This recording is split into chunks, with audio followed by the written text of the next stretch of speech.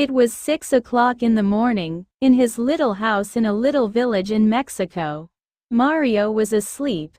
He was still asleep at 7, at 8, at 9, and at 10 o'clock.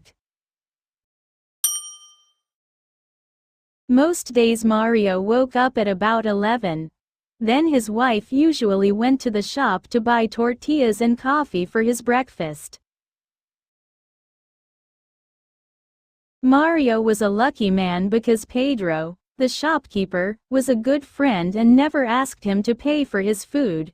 But one morning, Pedro woke up feeling angry.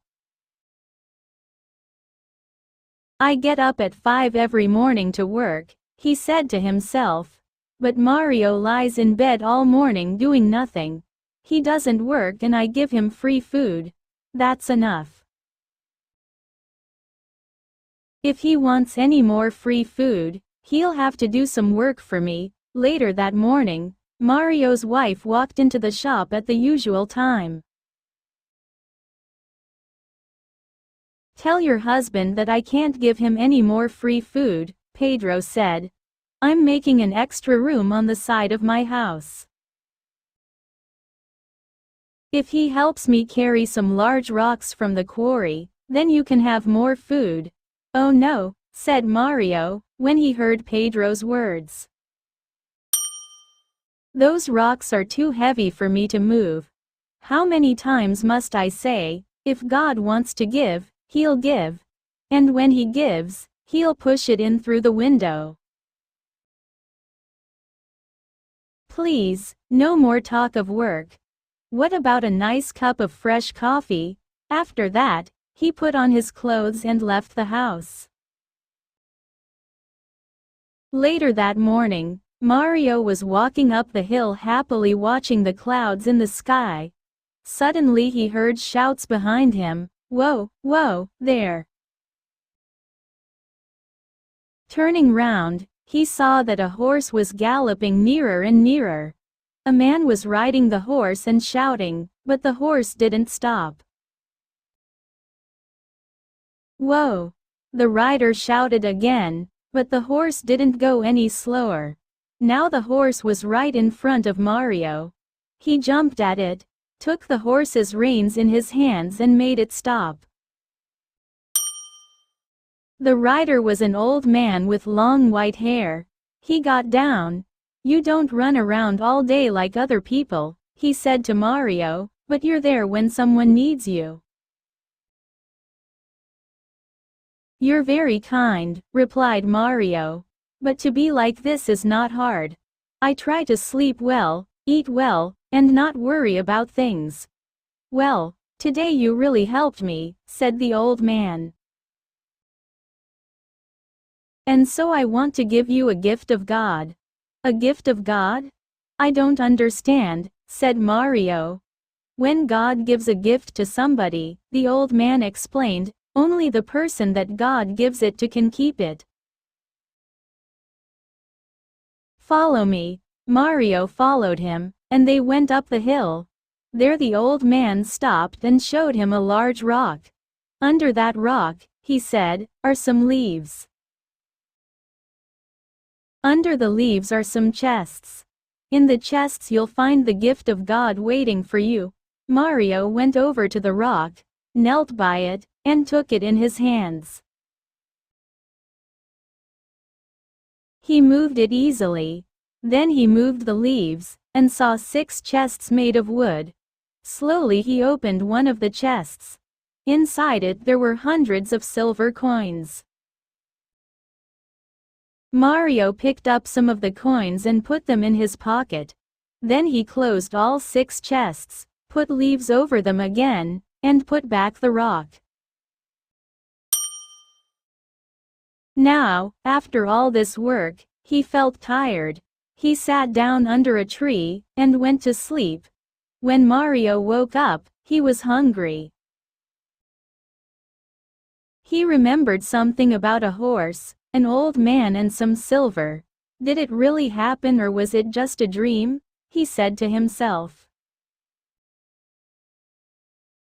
But then he remembered something much more important, lunch. He started walking quickly down the hill to his house. Suddenly he heard a clinking noise.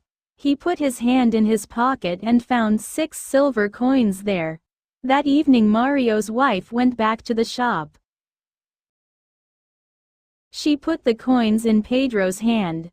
"My husband sends you these. We need rice, a chicken, tortillas, tomatoes, and coffee." Pedro's mouth fell open when he saw the silver coins in his hand. How did Mario get so much money?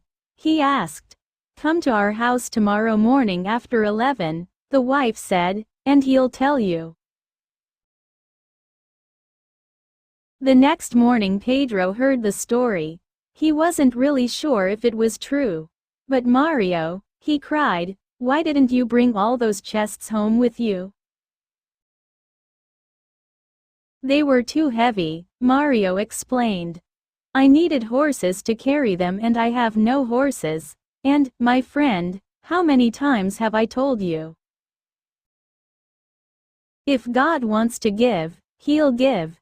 And when He gives, He'll push it in through the window." "I know," Pedro said. "I have some horses.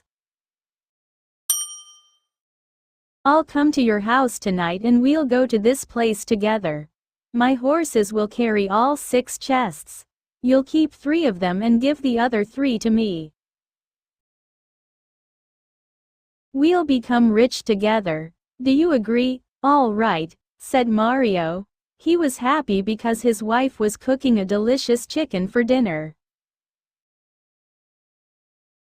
Pedro went back to his shop. But he began to think, "Why must I share the silver with Mario? The horses belong to me. Without them Mario can do nothing. And he won't know what to do with the money. He'll just eat and sleep as usual. But I always know what to do with money. I'll build a larger house." That night, at 11 o'clock, Mario was asleep. "Husband," said his wife, "wake up. It's already 11 o'clock and your friend hasn't come." "He's just late," said Mario, and he went back to sleep. An hour later the wife woke her husband again. "Husband, it's midnight and I'm afraid that Pedro has decided to keep all the silver for himself." "Midnight? It's too late to go anywhere now. Wife, go to sleep." After that, Mario and his wife slept all through the night without waking up again. While Mario was sleeping, Pedro went up the hill with his horses and his men. He told the men to move the rock and look under the leaves. They found the 6 chests. "Open them," Pedro said, but when they opened them, they saw no silver coins inside, only lots of dirt and stones. "My friend Mario is laughing at me. He thinks that this is funny," Pedro shouted. "Well, I know how to be funny too." He told his men to put the chests onto the horses, to carry them down the hill, and to leave all the dirt and stones in front of Mario's house. They did this, and then they went back home. The next morning, when Mario's wife woke up, she couldn't open the door or window. "Husband, wake up," she said. "There's something outside our house and we can't open the door or the window." Mario got out of bed, and he pushed the door.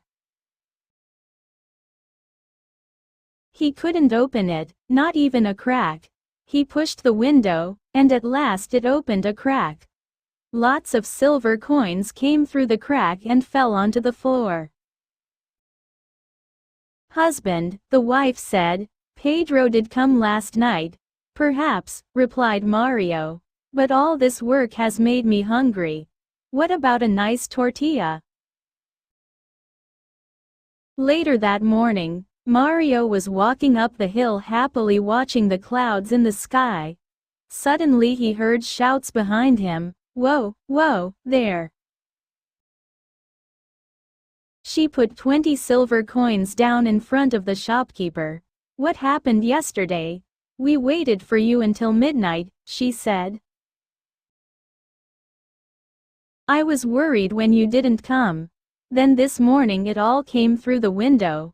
But surely you gave us more than half? It wasn't me, Pedro said quickly. Of course it was. Who else would leave all those silver coins outside our house? There was silence. Then Pedro said quietly, your husband always says that if God wants to give, he'll give, and that when he gives, he'll push it in through the window.